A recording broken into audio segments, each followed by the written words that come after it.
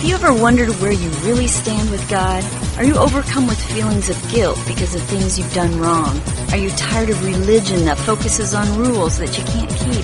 Have we got good news for you? It's time to listen in on some casual conversation with Mike Kapler and Joel Brueseke and discover what true freedom is all about. This is Growing in Grace.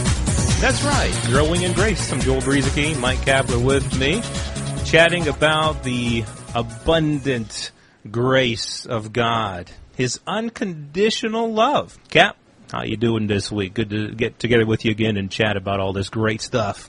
Yeah, it's fun, Joel. I enjoy it, and it's fun being able to hear back from people too. So if we haven't heard from you, at least not in a while, thanks for the encouragement. If you just want to drop us a line sometime and let us know you're out there, that means a lot to us. Yeah, because if you don't, we're going to make it a commandment. You have to, if you listen to this show, you have to send us an email and let us know you're listening. Right now, we're just extending grace. You can if you want, but you don't have to. But if you don't, we're going to turn Old Covenant on you. It's just so much more enjoyable when you just do it on your own freely. So don't make us go down that road. Don't make us come over there. That's right, because we want you to do it out of love.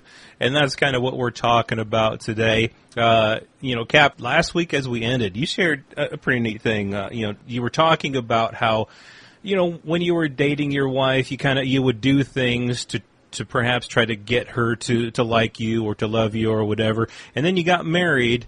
I think this is what you said. And then when you got married, things changed. It wasn't so much about you were trying to do things to get her to love you, but the things that you did, that you do for her now as a married person, you do them not to get something from her, but because you love her. Your motivation is love. Your motivation isn't because you're trying to get something in return, but it's because you love it. That is kind of what our relationship with God and with other people should look like, I think, in our lives in Christ. And I don't know if you had any more you wanted to say about that, talking about this whole thing about love.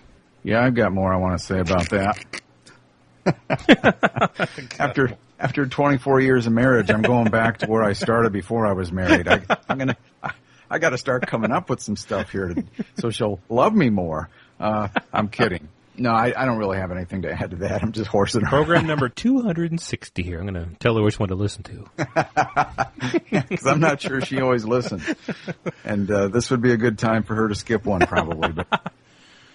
But I don't even know why I bother with you. I know somehow it's going to get back to her. It will. Yeah. Okay. But let's talk about love, because I think there's a lot of misunderstandings. Perhaps a lot of well-intentioned Christians who certainly mean well. I don't mean that, but I think sometimes when it comes to love, there's a lot of misunderstandings out there. And we'll talk about how we're commanded to love, Joel, commanded to love. But one thing that I want us to take a look at before we talk about some of what Jesus said, 1 John 4:19, just a short statement here from John. We love Him because He first loved us. This is huge, you see, because there's so many Christians today who are trying to put forth some sort of an effort to love God more. They think that that's the thing that they need to be doing the most, is to somehow try to love God more. And I think if we could just realize that it's not so much about us trying to love Him more, but understanding how much He loves us, it will change your perspective. It'll be an entirely different paradigm, I think, Joel, when we begin to understand the love that He has for you, that He is already proud of you, that He already cares for you. We don't love Him, at least not in the way that we should or could, if we don't first understand how much He loves us. Mm-hmm. I think that's very, very true. And I think, unfortunately, many people are trying to fulfill some sort of commandment to love one another, and I understand where they get it from. Jesus was asked, what is the greatest commandment? And he answered, and he quoted from Deuteronomy 6:5, you shall love the Lord your God with all your heart, with all your soul, and with all your strength. That is a commandment.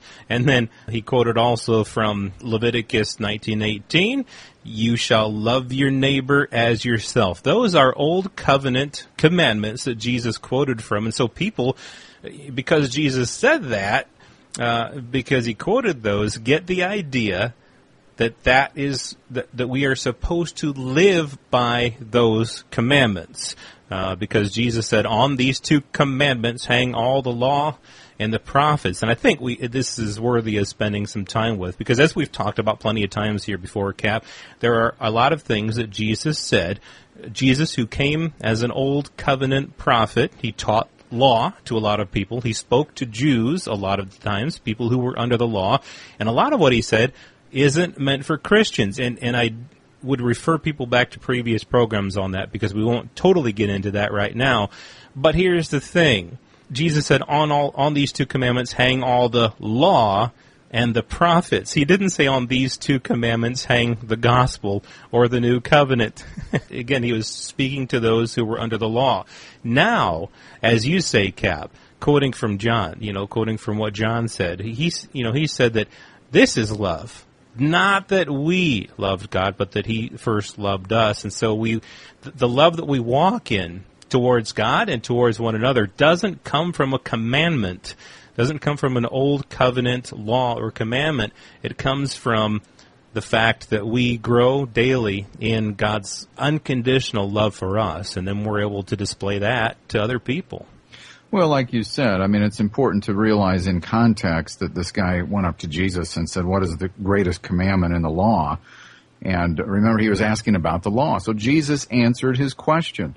He's not like a politician who doesn't answer questions. He answered the question, and like you said, Joel, love the Lord your God with all your heart, soul, and mind, and your neighbor as yourself. And that was Jesus' answer to his question about the greatest law. I think that we love him because he first loved us is still the key to walking in intimacy with God.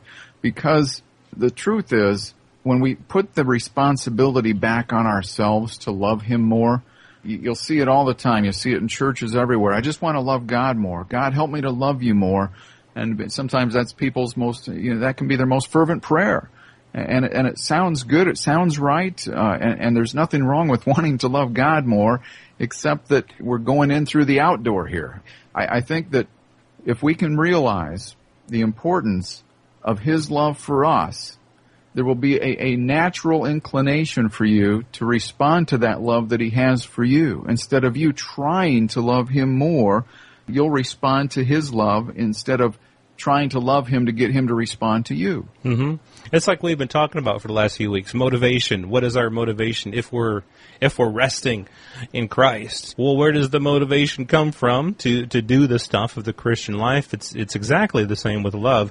We're resting in his love, and we're growing in our knowledge and our understanding of his love, and in our experience of the reality of his love. And as we grow in that, you're right, it is a natural thing that is expressed in our lives, rather than it being out of a legal, lawful, old covenant commandment. And that, some people will say, well, Jesus did say, a new commandment I give you, that you love one another, as I have loved you, that you also love one another. By this, all will know that you are my disciples, if you have love for one another.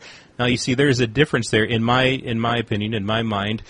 In the one case, you shall love the Lord your God with all your heart, soul, mind, and strength, and you shall love your neighbor as yourself. He was quoting from laws. He was giving people the law.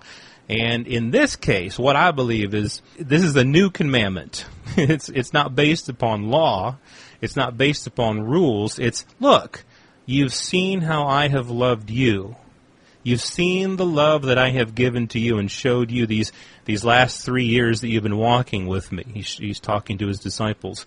Now, as you've seen that, you love one another. It's totally not law-based. It's totally based upon understanding the love that God has had for us, and then walking that love out with one another, I think. Yeah. Again, it's not about us. It's about him. Again, putting that burden of intimacy as it's been referred to. Putting that back on us instead of on him is the wrong direction to go. So it's never about us. It's always about him. But somehow, just so carefully, Joel, I mean, it's so tricky and so sneaky that the law will try and creep its way back in again and make it about us loving him. It's not about us loving him. It's about him having loved us. So that's the gospel. I mean, he loves you. So I would suggest that you stop trying to love God more and just simply accept the fact that he accepts you as you are. And as you begin to walk in that, begin to understand and grow in that, and I'm talking to myself here too, because this is just a sort of a lifelong battle, I think. But as we begin to grow in our understanding of that, then somehow loving God isn't an effort anymore. It's just something that comes naturally. But you see, when I'm trying to love God, Joel, that can change from day to day. Mm-hmm. In any given moment, I might love God. In any given moment, I might not be loving him the way that I should be, the way that I should be. Again, the burden falling back on me. And so it's just easier to rest in his love instead of constantly trying all the time. Because remember, when we were talking about those commandments being a part of the law, God didn't give the law, and just a quick reminder here, God did not give the law because he thought people would keep it. Mm-hmm. And so remember that as we talk about this answer that Jesus gave to the young lawyer when he asked what the greatest commandments were in the law, and Jesus told him, remember, God never thought we would be able to keep the law. That's not why he gave it. He gave the law to prove that man cannot earn God's blessings, that we are incapable of consistently living a godly lifestyle on our own. So just some food for thought there about the law. Because if I'm commanded to love, Joel, then I would question whether it's really love that's going to come mm-hmm. forth. No, I agree. And as I was just thinking that too, I mean, if I'm loving somebody, just using the wife example again, and I'll make sure my wife doesn't hear this one. No, just kidding. But if my wife asks me if I love her, and I tell her, yes, I love her, yes, I do love you, and she says, well, why do you love me? Well, because I'm commanded to love you. That's why I love you, because I'm commanded to. How does that make her feel? Is that real love that I'm extending to her? Of course not. I'm loving because I'm supposed to, and it doesn't come from real love. And so real love comes again from knowing the love of God, knowing his grace, his unconditional love, and his kindness toward us, and then we can turn around, and that genuine love can be a result of what we know in our hearts to be true. We can walk in that. And so that's a huge difference between walking by law and walking by the grace and the unconditional love of God. Yeah, if I were to say that to my wife, Joel, she'd say something like, no soup for you! No soup for you! She would be a, what was that called? Soup Nazi? It was the soup Nazi from Seinfeld. Yeah. All right, well, hey, next time on Growing in Grace, we will talk a little bit more about commandments and living by grace, and what the difference is between the two. Join us next time for Growing in Grace. This has been Growing in Grace with Mike Kapler and Joel Brieseke, heard online through various internet sources around the world each week. To access hundreds of past programs, visit graceroots.org. Share it with a friend and listen again next week for more Growing in Grace.